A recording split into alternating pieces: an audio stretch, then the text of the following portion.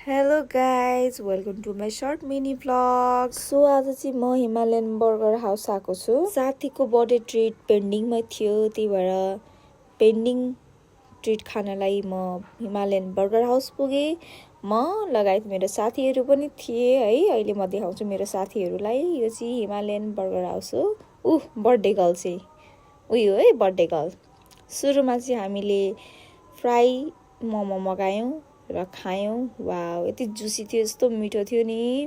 त्यसपछि हामीले steam momo order गऱ्यौँ र स्टिम मोमो खायौँ।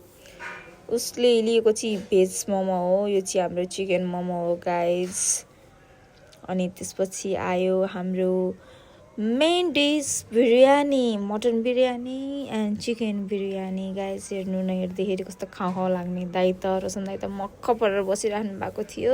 यतापट्टि दुईजना साथीहरू पनि झम्का झम्तिरहेको थिए अनि म पनि मस्त खाइरहेको थिएँ। गाइज हेर्नु, अझै झन् रायता मिसाएर खाएको है, कस्तो मिठो हुँदो रहेछ है। मलाई त सुरु रायता खासै मिठो लाग्दैन थियो क्या गाइज, तर बानी परिसकेपछि मिठो लाग्दो रहेछ क्या। पहिला त पिज्जा पनि मिठो लाग्दैन थियो है, अहिले चाहिँ मिठो लाग्छ। हाम्रो बर्थडे गर्ल उहाँ नि हो, सस्मिता बर्थडे गर्ल। हेर्नु न गाइज, मासु खान पाउँदाको खुसी कति ह्याप्पी छ अनुहारमा। हेर्नु न कति ह्याप्पी फेस भएको छ मासु खान पाउँदाखेरि।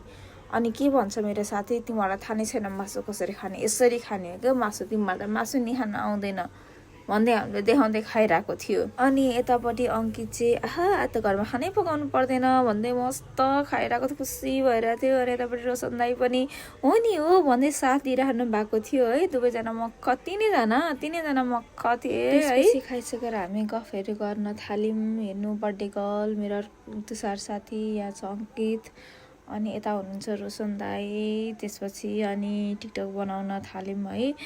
अनि मलाई त थाहा नै थिएन यहाँ मेरो टिकटक भिडियो बनिरह भनेर। अनि मैले थाहा पाइसकेपछि त्यसो पोस्ट दिनु पर्यो।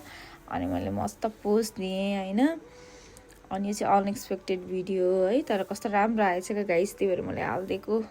अनि गाइस अब हामीहरू निस्किँदैछौँ है। आजको दिन एकदम रमाइलो भयो। And thank you for the treat Sasmita. See you guys in next vlog. Thank you.